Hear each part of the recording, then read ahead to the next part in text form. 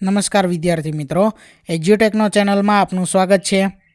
તારીખ 13/4/2024 વાર શનિવારને દિવસે ધોરણ 8 વિષય ગુજરાતીનું દ્વિતીય સંક્રાંત પરીક્ષાનું જે પેપર લેવામાં આવેલ છે તેનું આપણે સોલ્યુશન કરીશું। તો વિદ્યાર્થી મિત્રો, આ પ્રશ્નપત્ર કુલ 80 ગુણનું હતું અને તેના માટે 3 કલાકનો સમય આપવામાં આવેલ હતો। તો સૌથી પહેલાં છે પ્રશ્ન નંબર 1, જેની સૂચના છે કે નીચે આપેલ ફકરા પરથી પ્રશ્નોના જવાબ લખો। તો અહીં જે ફકરો આપેલો છે તે વ્યવસ્થિત રીતે વાંચવાનો છે અને તેના આધારે નીચે જે પ્રશ્નો આપેલા છે તેના જવાબ લખવાનો છે। જેમાં સવાલ નંબર 1 છે કે વાનરોનું એક જૂથ કોની સૂચનાથી દક્ષિણ તરફ ગયું? તો એનો જવાબ છે સુગ્રીવની સૂચનાથી। ત્યાર પછી સવાલ નંબર 2, સંપાતિની ખાસિયત કઈ હતી? તો જવાબ છે કે દૂર સુદૂર જોવાની ખાસિયત હતી। ત્યાર પછી સવાલ નંબર 3, સંપાતિના કહેવા મુજબ સીતાજી ક્યાં હતા? તો એનો જવાબ છે અશોક વાટિકામાં હતા। ત્યાર પછી સવાલ નંબર 4, અરણ્યનો સમાનાર્થી શબ્દ લખો। તો જવાબ છે જંગલ। ત્યાર પછી સવાલ નંબર 5, જાંબુવંત પોતાની અનુભવભરી દ્રષ્ટિ હનુમાનજી તરફ સ્થિર કરી ચૂક્યા હતા, એટલે શું? તો જાંબુવંતને ખબર હતી કે હનુમાનજી જઈ શકશે, બરાબર। આ મુજબનો જવાબ આપણે લખવાનો છે। ત્યાર પછી પ્રશ્ન નંબર 2, જેની સૂચના છે કે નીચે આપેલી પંક્તિઓનું ગદ્યમાં રૂપાંતર કરો। પહેલી પંક્તિ છે કે ચાલી ચાલીને થાક્યા ચરણ તોય ન પહોંચ્યા હરિને શરણ। તો એનું ગદ્યમાં રૂપાંતર કંઈક આ મુજબ કરી શકાય કે થાકી જવાય એટલું ખૂબ ચાલ્યા પરંતુ ભગવાનની પ્રાપ્તિ થઈ શકી નહીં। ત્યાર પછી બીજું, 64 દાડે 14 વિદ્યા શીખ્યા બે ભાઈ, ગુરુસુત ગુરુ દક્ષિણામાં આપી વિઠ્ઠલ થયા વિદાય। તો એનો અર્થ છે કે 64 દિવસોમાં બંને ભાઈ 14 વિદ્યા શીખીને ગુરુને તેમનો પુત્ર ગુરુ દક્ષિણામાં આપીને વિઠ્ઠલે વિદાય લીધી। ત્યાર પછી ત્રીજી પંક્તિ છે, જળ કમળ છાંડી જાને બાળા, સ્વામી અમારો જાગશે, જાગશે તને મારશે, મને બાળ હત્યા લાગશે। તો એનું ગદ્યમાં રૂપાંતર કરીએ તો કંઈક આ મુજબ લખી શકાય કે હે બાળક, તું પાણીની બહાર જતો રહે, કેમ કે જો એ જાગશે તો તને મારી નાખશે અને મને બાળ હત્યાનું પાપ લાગશે। ત્યાર પછી ચોથી પંક્તિ છે કે વીજળીના ચમકારે મોતીડા પરોવો પાનબાઈ, અચાનક અંધારા થશે। તો એનું ગદ્યમાં રૂપાંતર કરીએ તો કંઈક આ મુજબ લખી શકાય કે વીજળીનો ચમકારો થાય એટલી વારમાં મોતી પરોવો, નહીતર અંધારું થઈ જશે પાનબાઈ। ત્યાર પછી આગળ જોઈએ પ્રશ્ન 3 જેની સૂચના છે કે નીચે આપેલ પ્રશ્નોના જવાબ આપો। તો વિદ્યાર્થી મિત્રો, અહીં પાઠ્યપુસ્તકના આધારે પ્રશ્નો આપેલા છે તેના જવાબ લખવાના છે। 5 પ્રશ્નો આપેલા છે અને પ્રશ્ન 3 5 ગુણનો છે। ત્યાર પછી આગળ પ્રશ્ન 3 નીચે આપેલા પ્રશ્નોના જવાબ આપો। જેમાં સવાલ નંબર 1 છે, કવિ પોતાની જાતને કેવી કરવાનું કહે છે? તો અહીંયા જવાબ સમજાવવા માટે લખેલો છે, બરાબર, કે જેવી બહાર તેવી ભીતર। તો કવિ પોતાની જાતને જેવી બહાર તેવી ભીતર કરવાનું કહે છે, બરાબર। આ મુજબ જવાબ લખી શકીએ। ત્યાર પછી છે સવાલ નંબર 2, ઘરની શાંતિ સ્ખલિત થવાનું કારણ કયું હતું? તો એનો જવાબ છે સ્વજનો જતા રહ્યા છે। ત્યાર પછી સવાલ નંબર 3 છે, શ્રી કૃષ્ણ કઈ રાણીને સૌથી વહાલી ગણશે? તો જે સુદામાનો સત્કાર કરશે તે રાણીને શ્રી કૃષ્ણ સૌથી વહાલી ગણશે। ત્યાર પછી સવાલ નંબર 4, ઘરમાં કઈ કઈ જગ્યાએ સુશોભન કરી શકાય? તો આંગણું, દ્વાર, પાણિયારું વગેરે જગ્યાએ સુશોભન કરી શકાય। ત્યાર પછી પ્રશ્ન 4 જેની સૂચના છે કે નીચે આપેલ પ્રશ્નોના જવાબ આપો। જેમાં સવાલ નંબર 1 છે, સાકરનો શોધનારો એકાંકીમાં તમને કયું પાત્ર ગમ્યું, શા માટે? તો વિદ્યાર્થી મિત્રો, આ એકાંકીમાં તમને જે પાત્ર ગમ્યું હોય તે લખવાનું છે અને તેના પાછળનું કારણ જે છે તે લખવાનું છે, બરાબર। ત્યાર પછી આગળ સવાલ નંબર 2, ગામમાં સાંઢનો ત્રાસ હતો એવું તમે શાને આધારે કહી શકો?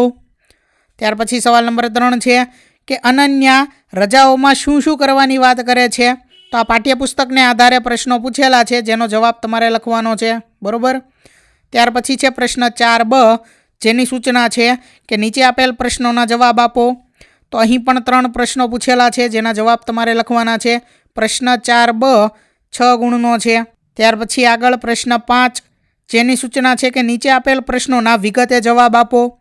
તો અહીં જે પ્રશ્નો આપેલા છે તેના જવાબ તમારે વિગતવાર આપવાના છે, બરાબર। પ્રશ્ન 5 9 ગુણનો છે। ત્યાર પછી આગળ છે પ્રશ્ન 6 જેની સૂચના છે કે તમારા ગામમાં સ્વચ્છતા અભિયાન અંતર્ગત થયેલ કાર્યક્રમના સમાચાર તૈયાર કરો. અથવા કરી અને આપેલું છે કે તમારી શાળામાં યોજાનાર વિજ્ઞાન મેળાનું આમંત્રણ આપતો મોબાઈલમાં SMS તૈયાર કરો.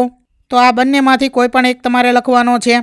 સ્વચ્છતા અભિયાન અંતર્ગત થયેલ કાર્યક્રમ અથવા તો વિજ્ઞાન મેળાનું આમંત્રણ આપતો મોબાઈલમાં SMS તૈયાર કરવાનો છે. બરાબર. ત્યાર પછી આગળ છે પ્રશ્ન નંબર 7, જેની સૂચના છે કે તમારા ગામના કે તમે ઓળખતા હોય તેવા વ્યક્તિનો પરિચય તમારા શબ્દોમાં લખો. ઉદાહરણ અહીં આપેલું છે કે તમારા પપ્પાના મિત્ર અથવા તો મમ્મીના બહેનપણી, શિક્ષક, ટપાલી, દુકાનદાર વગેરે. આમાંથી કોઈ પણ તમે ઓળખતા હોય એવા અથવા તો તમારા ગામના છે તે વ્યક્તિનો પરિચય તમારા શબ્દોમાં તમારે લખવાનો છે. બરાબર. ત્યાર પછી આગળ છે પ્રશ્ન નંબર 8, જેની સૂચના છે કે નીચે આપેલ કોઈ પણ એક વિષય પર લેખન કરો. જેમાં પહેલું છે કે તમે ઉનાળુ વેકેશનમાં કઈ કઈ પ્રવૃત્તિ કરવાના છો તેની જાણ કરતો પત્ર તમારા મિત્રને લખો. તો અહીં પત્ર લખવાનો છે. બરાબર. પત્ર લેખન છે. ત્યાર પછી બીજું છે કે મુદ્દા પરથી વાર્તા લખો. તો અહીં જે મુદ્દા આપેલા છે તે મુદ્દાને આધારે તમારે વાર્તા લખવાની છે. ત્યાર પછી ત્રીજો વિષય છે કે પરિશ્રમ એ જ પારસમણી, નિબંધ લખો.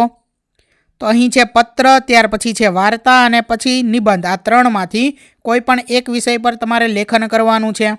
ત્યાર પછી આગળ પ્રશ્ન નંબર 9, જેની સૂચના છે કે નીચે આપેલી જાહેર સૂચના પરથી પ્રશ્નોના જવાબ આપો. તો અહીં જે જાહેર સૂચના આપેલી છે તેના આધારે આપણે પ્રશ્નોના જવાબ આપવાના છે. તો સૌથી પહેલાં છે પ્રશ્ન નંબર 1, ઉપરોક્ત સૂચના ક્યાં જોવા મળે છે? તો જવાબ છે બસમાં. સવાલ નંબર 2, દંડની રકમ ક્યાં આપવી પડશે? જવાબ છે ટિકિટ ચેકર આવે ત્યાં આપવી પડશે. સવાલ નંબર 3, કાયદેસરની કાર્યવાહી એટલે શું? તો જવાબ છે ધરપકડ. સવાલ નંબર 4, જો કંડક્ટર કોઈ કારણસર આપને ટિકિટ આપવાનું ભૂલી જાય તો તમે શું કરશો? તો જવાબ છે ટિકિટ માંગવી. બરાબર. કંડક્ટર જો આપણને ટિકિટ આપવાનું ભૂલી જાય તો આપણે ટિકિટ સામેથી માંગવાની છે.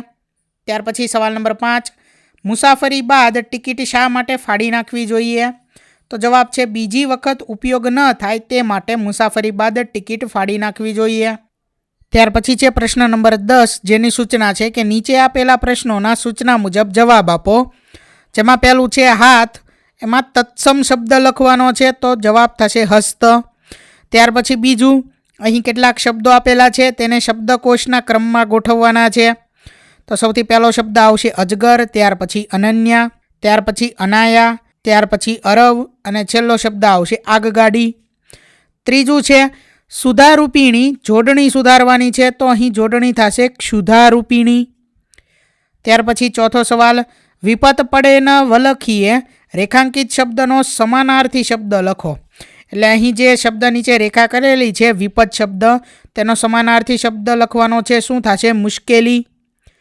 ત્યાર પછી આગળ સવાલ નંબર 5 છે કે નીચે આપેલી જોડીમાંથી વિરુદ્ધાર્થી શબ્દોની જોડ લખો.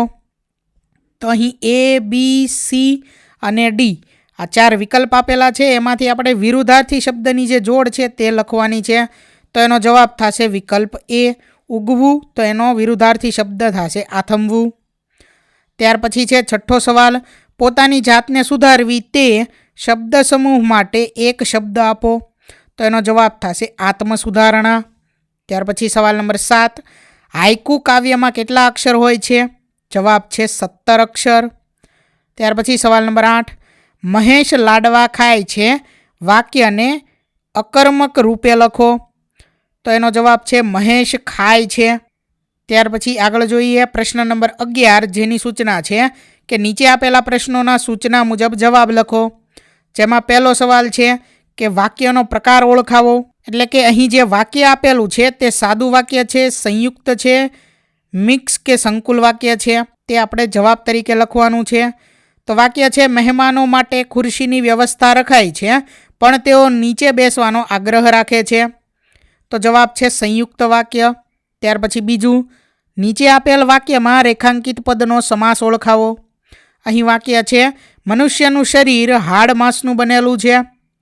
તો અહીં હાડ માંસ એ શબ્દ નીચે રેખા કરેલી છે, લીટી કરેલી છે, તો એનો સમાસ કયો થાય છે? દ્વંદ્વ સમાસ. ત્યાર પછી સવાલ નંબર 3, રૂઢિપ્રયોગનો અર્થ આપી વાક્યમાં પ્રયોગ કરો. રૂઢિપ્રયોગ અહીં આપેલો છે ચૂં કે ચા ન થવું. તો એનો અહીં અર્થ થશે કશું જ બોલી શકવું નહીં. વિદ્યાર્થી મિત્રો, અહીં તમે આ શબ્દ જે છે, રૂઢિપ્રયોગ જે છે, તેનો તમે વાક્યમાં ઉપયોગ કરી અને લખી શકો છો, બરાબર, જે એકદમ સરળ છે. ત્યાર પછી ચોથું છે દ્વિગુ સમાસનું એક ઉદાહરણ આપી વાક્ય પ્રયોગ કરો. અહીં આપેલું છે નવરાત્રિ, તો નવરાત્રિ શબ્દનો ઉપયોગ કરી તમે વાક્ય બનાવી શકો છો. ત્યાર પછી આગળ જોઈએ સવાલ નંબર 5. આપેલ વાક્યમાં રેખાંકિત પદ દ્વિરુક્ત છે કે રવાનુંકારી તે ઓળખાવો. તો અહીં વાક્ય છે દીકરીના ઝાંઝરનો રણજણ અવાજ મને ખૂબ ગમે છે, તો આ થશે રવાનુંકારી. ત્યાર પછી સવાલ નંબર 6. કહેવતનો અર્થ આપી વાક્યમાં પ્રયોગ કરો. માગ્યા વગર તો માએ ના પીરસે, બરાબર, આ કહેવત છે કે માગ્યા વગર તો માએ ના પીરસે, તો આનો આપણે અર્થ આપવાનો છે અને ત્યાર પછી એનું વાક્યમાં પ્રયોગ કરવાનો છે. તો અહીં એનો અર્થ લખેલો છે કે પોતાની જરૂરિયાતોની માંગણી કરવી પડે છે, જેનો તમે વાક્યમાં ઉપયોગ તમારી જાતે કરી શકો છો. ત્યાર પછી છે સવાલ નંબર 7. યોગ્ય વિરામચિહ્નો મૂકી વાક્ય ફરીથી લખો. તો અહીં જે વાક્ય લખેલું છે, બરાબર, એ આનો જવાબ થશે. યોગ્ય વિરામચિહ્નો સાથે આ વાક્ય લખેલું છે, જે તમારે જોવાનું છે, ચેક કરવાનું છે. ત્યાર પછી છે સવાલ નંબર 8. નીચે આપેલા શબ્દોનો અર્થભેદ જણાવો. તો અહીં શબ્દ છે સારું અને સારું. પહેલું જે છે સારું, તો એનો અર્થ થશે માટે, અને ત્યાર પછી બીજું જે સારું છે એનો મતલબ થશે સરસ અને સુંદર. ત્યાર પછી છે સવાલ નંબર 9. ઉદાહરણ મુજબ ખાલી જગ્યા પૂર્ણ કરો. તો અહીં ખાલી જગ્યા પછી સાતમ છે, તો શીતળા સાતમ આવશે. ત્યાર પછી રામનવમી અને કાળી ચૌદશ. ત્યાર પછી આગળ છે સવાલ નંબર 10. નીચેના શબ્દની સંધિ છૂટી પાડો. ભાષાંતર, આ શબ્દ આપેલો છે તેની આપણે સંધિ છૂટી પાડવાની છે, તો શું થશે? ભાષા વત્તા અંતર. તો વિદ્યાર્થી મિત્રો, અહીં તારીખ 13/4/2024 વાર શનિવારને દિવસે ધોરણ 8 વિષય ગુજરાતીનું દ્વિતીય સંત્રાંત પરીક્ષાનું જે પેપર લેવામાં આવેલ હતું તેનું સોલ્યુશન પૂર્ણ થાય છે. થેન્ક યુ દોસ્તો. એજ્યુકટેકનો ચેનલ તરફથી વિડીયો નિહાળવા બદલ આપનો આભાર. આવા બીજા વિડીયોઝ નિહાળવા માટે અમારી યુટ્યુબ ચેનલ એજ્યુકટેકનો અત્યારે જ સબસ્ક્રાઇબ કરો. આભાર દોસ્તો.